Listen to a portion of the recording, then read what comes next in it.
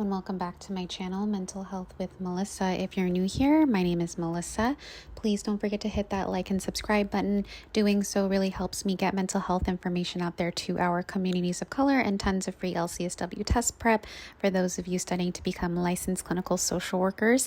I have a LCSW study program entitled Social Work Study with Melissa available for purchase at the link down below.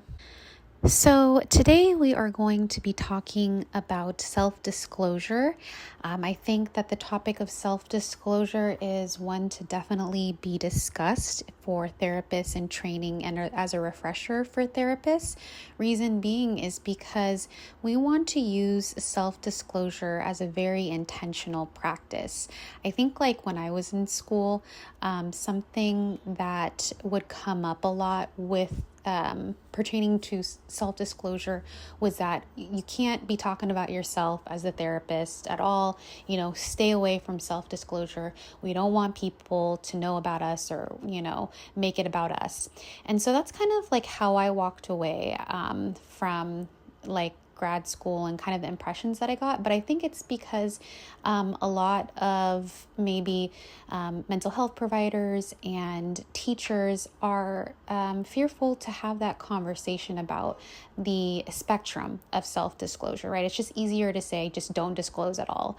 But in reality, like I say in a lot of my vignette test prep videos, is that self-disclosure, when used appropriately, can be a very helpful sort of therapeutic tool and intervention to aid that sort of therapy client rapport. And if we think about therapy and the therapist-client relationship and bond, we know that the number one predictor of positive therapy outcomes is the relationship and rapport that's formed by the therapist and client. And how do we do that? We do that with intention. And so let's go ahead and take a look at this information today, because I believe that this could come up in the LCSW test, but also it's just really important to have this discussion as a therapist in training, or as, like I said, a refresher course for therapists that are already practicing. So let's take a look first at what disclosure means. So what is self-disclosure? Self-disclosure refers generally to a counselor sharing of personal information to clients during or outside the counseling session.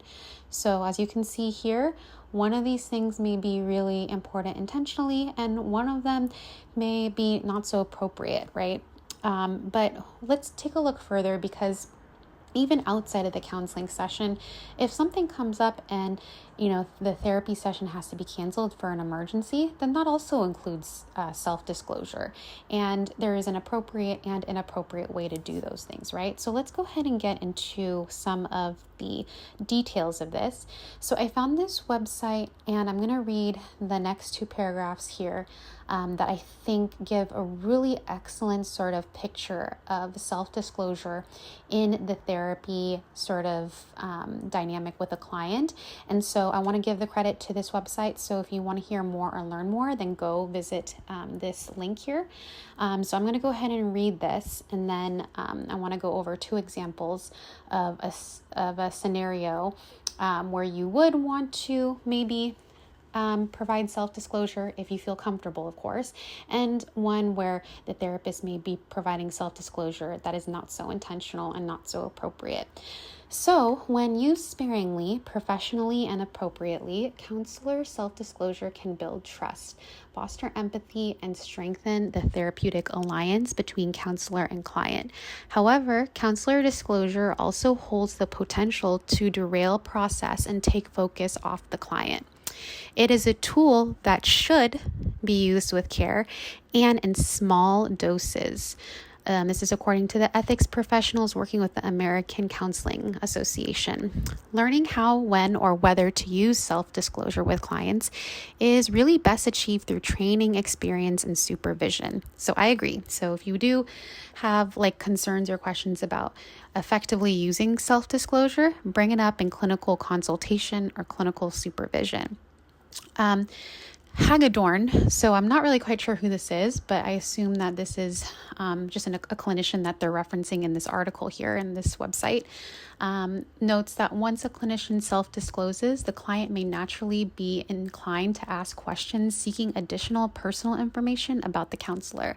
If you're going to self-disclose, know ahead of time where your bailout point is. Okay, so Hagedorn is a member of the ACA. Once you open the self-disclosure door, where are you going to stop?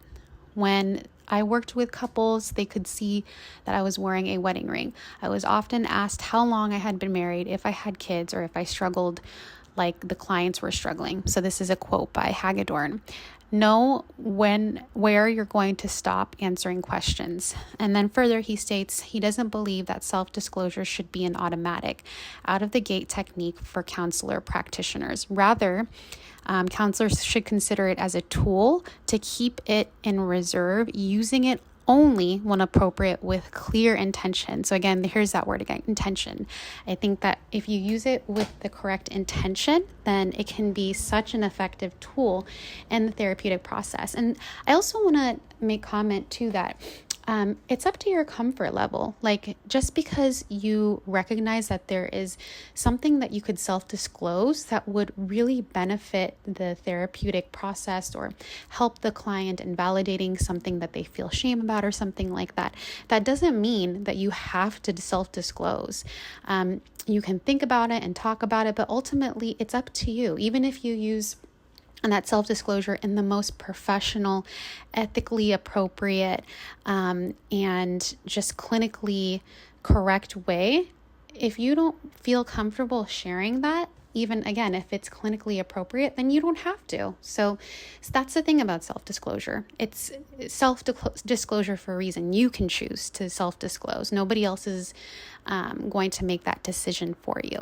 So having said that, I want to also use what I just said as a disclaimer for the examples that I'm going to use for appropriate and inappropriate self-disclosure, because with the appropriate self-disclosure, for some people, they wouldn't, or some clinicians rather, they might not even use this as a tool to provide self-disclosure. And you know what? That's okay, because everybody has their own boundary on the boundary spectrum.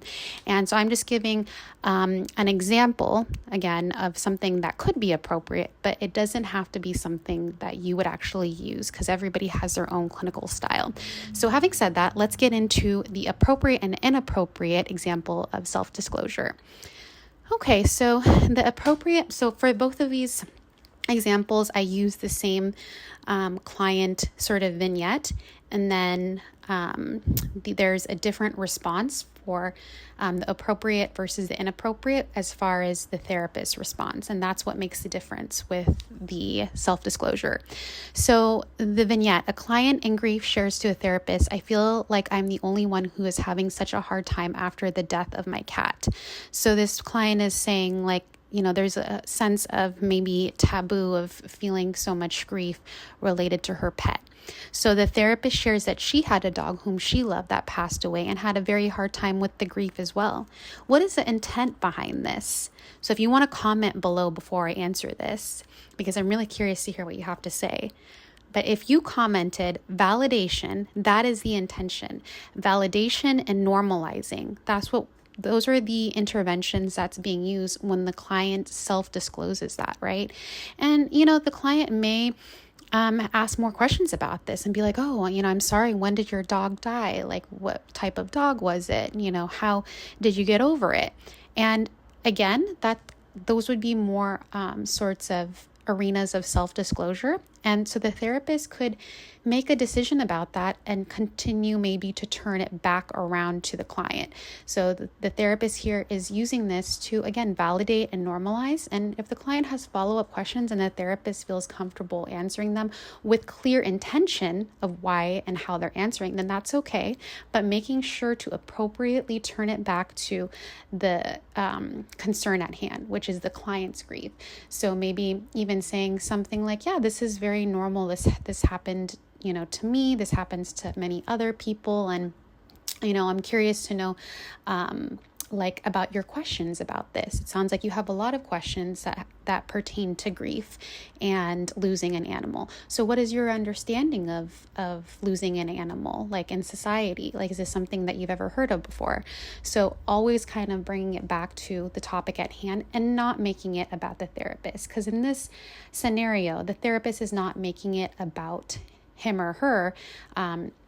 The therapist is, again, using this as a way to validate and normalize. If this is, something that the therapist went through, of course, because you wouldn't just say that if that wasn't true.